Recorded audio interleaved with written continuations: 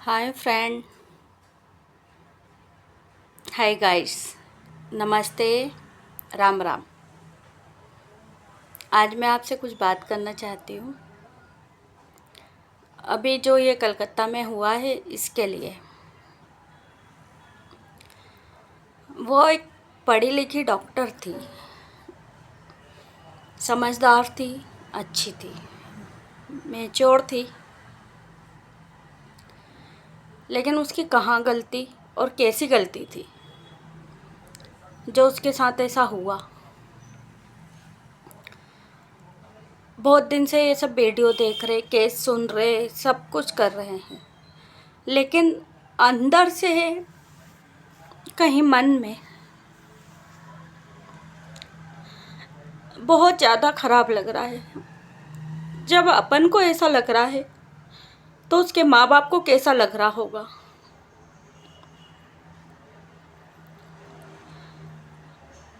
क्या अपने देश के कानून को ये सब चीज़ें दिख नहीं रही हैं?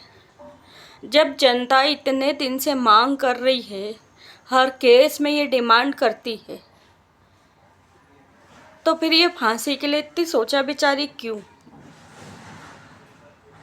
नहीं होनी चाहिए, कभी नहीं होना चाहिए।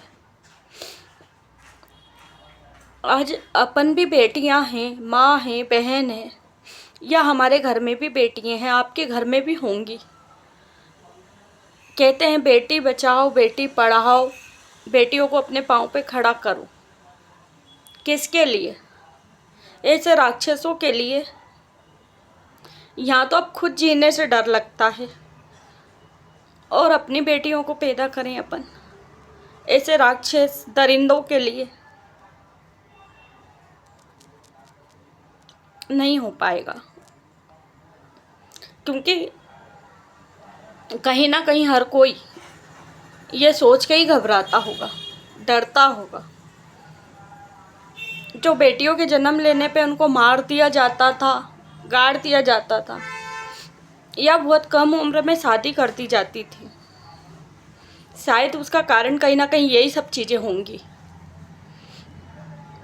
लोग कहते हैं ऐसे कपड़े मत पहनो, ऐसा मत चलो, ऐसा मत करो। उस डॉक्टर लड़की की क्या गलती थी, या 8 साल की बच्चियों की क्या गलती रहती है? उनका कौन सा वो गलत चीज़ें में थे?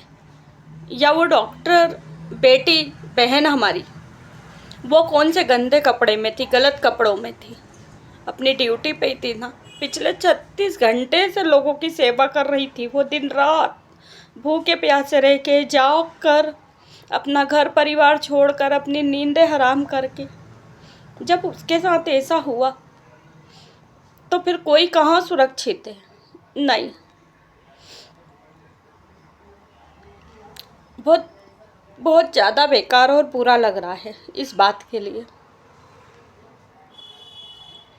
या तो इस देश का कानून बदल जाए, या तो हिंदुस्तान में बेटियां पैदा होना ही बंद कर दिया जाए तो ज़्यादा अच्छा है। हर माँ फिर कल से यही सोचेगी कि हमने जन्म ले लिया इस कलयुग में, वही बहुत है। हमारी बेटियों को इस हाल में जीने के लिए हम पैदा नहीं होने देंगे, वो खुद मारना शुरू कर देंगी,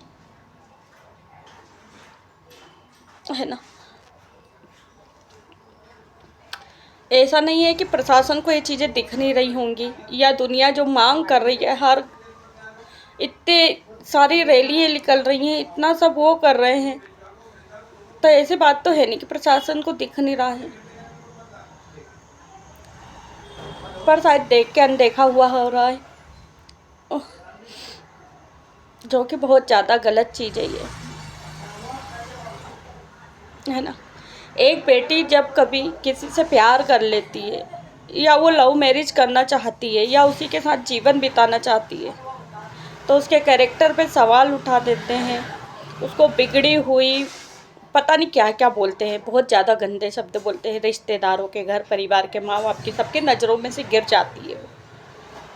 और एक बेटी जब इज्जत से रह के सब कुछ कामयाबी हासिल करके आपका मान सम्मान बढ़ा लेती है, और ऐसे 10-10 दरिंदे आके नोच देते हैं, जब क्या होता है, जब मान सम्मान को कहाँ होता है, जब वो एक लड़के के साथ अपनी मर्जी से पूरा जीवन बिताना चाहती है, वहाँ आपकी इज्जत को दाग लग जाता है।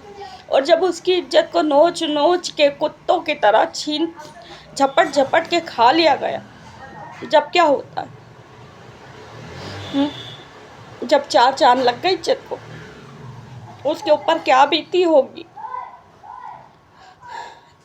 वो चीज़ को महसूस भी नहीं कर सकते हैं।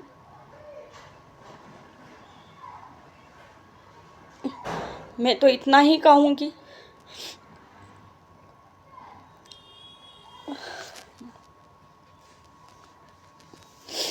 कि इन सब चीज़ों को, इसका कुछ ऐसा रास्ता निकाला जाए कि जो भी ऐसी हरकतें करता है उसको जनता के हवाले सौंप दिया जाए। जनता उसके जो हाल करना चाहे करने का जनता को आदेश दे दिया जाए। बस अब यही कानून बचा है और इसके अलावा कुछ भी नहीं।